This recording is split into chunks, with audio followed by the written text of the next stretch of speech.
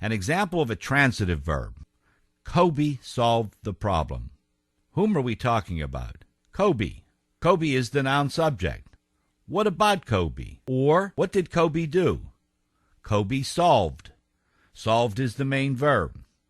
Kobe solved what? Kobe solved the problem. The word problem answers the question what and is a direct object. This makes the main verb solved a transitive verb. An example of an intransitive verb. Enclosed are the recipes. What are we talking about? Recipes. Recipes is the noun subject. What about the recipes? Recipes are enclosed.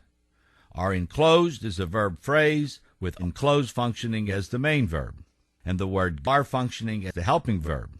Since there is not a direct object, the main verb enclosed is intransitive. An example of a main verb that is intransitive because the word following the verb answers the question how instead of answering a whom or what question. Amelia spoke softly. Whom are we talking about? Amelia. Amelia is the subject. What about Amelia? Or what did Amelia do? Amelia spoke. Spoke is the main verb. Amelia spoke whom or what? There is no answer to the whom or what question. This makes Amelia an intransitive verb that answers the question how and does not answer the question whom or what.